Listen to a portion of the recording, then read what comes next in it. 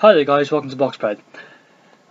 I thought I might just combine two fights in one video now, because I don't want to bang on too much about each fight. They're interesting fights for me, but they don't require extensive analysis from my part.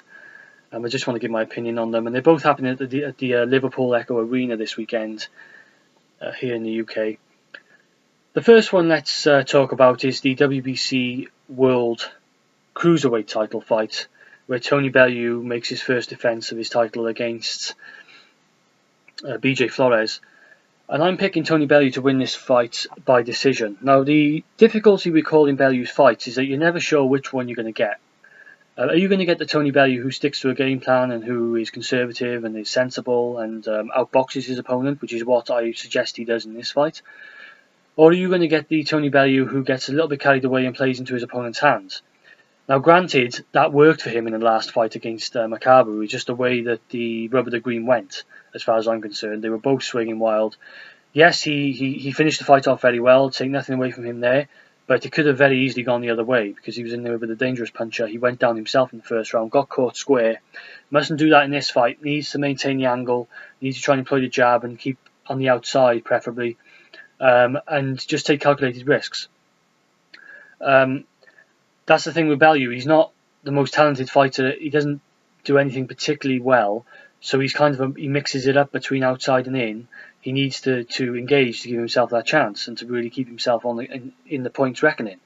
But against a guy like Flores, he's really going to have to watch out because, for me, Flores is a live underdog here in that he has the reach advantage according to BoxRec, although Bellew has the height advantage. It's Flores who has the reach advantage, and something I feel that Flores does really well is he extends his shots very well, so he maximises that range. When he wants to use it, he has a very good jab, and he can set up that very good straight right hand. They're the shots that I'm looking for him to set up here to really give Bellew some trouble. And if that reach advantage turns out to be quite stark, then Flores could have a really good opportunity there to get through onto Bellew with those straight shots. The problem with Flores is that he's lost two fights. He hasn't been stopped. He tends to stick with you, and he's always there in front of you. He's trying to be the aggressor, but he doesn't cut off the ring very well. He isn't the most talented guy in terms of maximising his assets. He'll probably be his last fight was at heavyweight, so that it suggests to me when guys do stuff like this, moving weights and jumping up to heavyweight, in particular, it's kind of like, how serious is he with his diet and his professionalism about getting into shape? Will the 6-round heavyweight fight he had last time out, he's had to cut weight now and make cruiserweight, will that affect him going on a stretch? Will he lose puff? That remains to be seen. There is a potential there later as the fight goes on. I particularly would look at the risk later in the fight for Bellew to actually get some shots in and potentially hurt and stop Flores. But I think Flores has that potential throughout the fight. And I think that danger of the jab and the straight right is something that Bellew needs to be careful of, because he's the type of guy who can play into the hands of Flores, because he'll open up and then he'll get caught like he was in the first round against Makabu.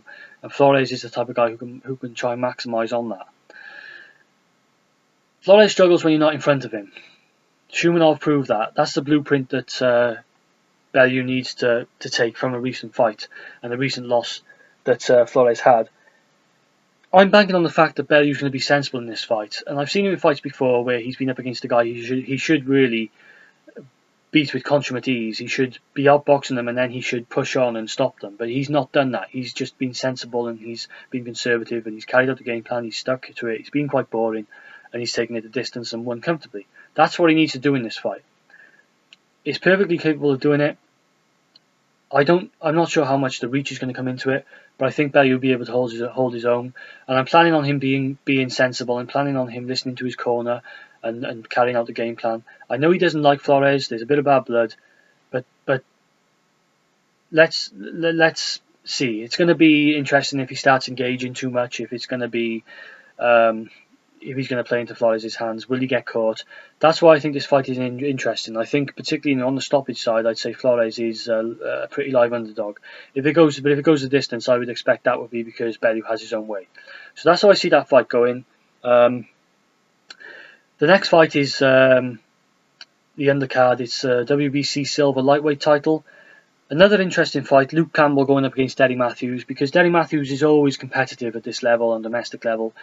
His last time out against Terry Flanagan, he was beaten by decision, and I think I'm picking this to go a similar way. I think Campbell will get the decision victory.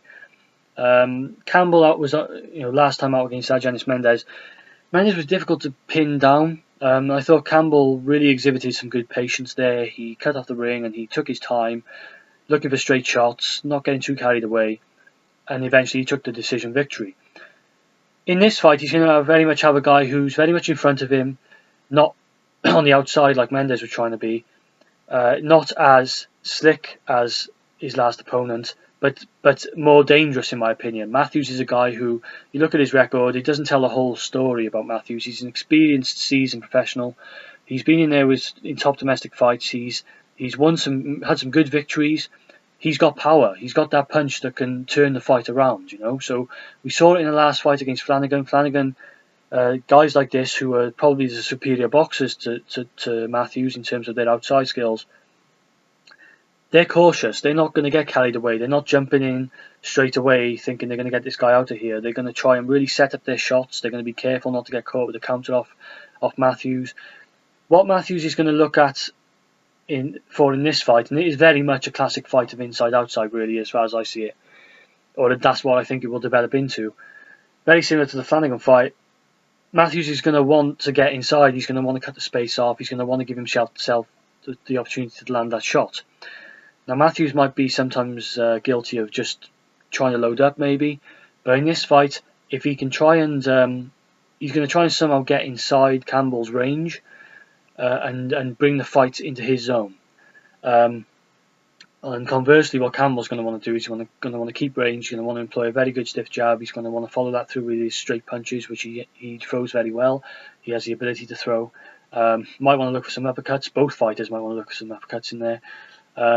Want to work the body to try and slow Matthews down a bit, perhaps. Ultimately, I think that Matthews is going to want to try and get inside, and the question is, will he have success doing that, as to how competitive this fight is? If he manages to close the distance off and catch Campbell, hurt Campbell, we got an interesting fight on our hands. If he's struggling with it, then I think we're looking at Campbell just walking away with a decision victory, and that's what I'm picking in this fight. I think Campbell will fight a conservative fight, potentially. I think he'll be sensible. Very much will fight the type of fight that Bellew needs to fight. Be sensible, use your superior skills, use your boxing IQ, and just stay out of danger. And just keep this a pure boxing level. Don't try and prove something. If you go in there against Derry Matthews and you're trying to prove something, that's when you come unstuck.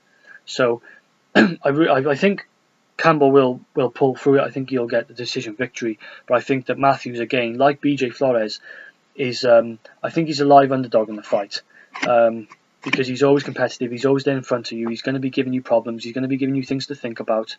And we know Campbell's come unstuck in the past.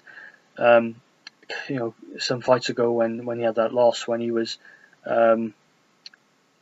just struggled with the situation he was put into, which he wasn't sure how to get out of it. He wasn't sure how to stop the rut. And Matthews' really goal is to try and replicate that. Okay, so they're my thoughts on the fights, guys. I'm taking Tony Bellew and Luke Campbell to win by decision in their respective fights, but I give both their opponents live underdog status. Potentially looking for the upsets.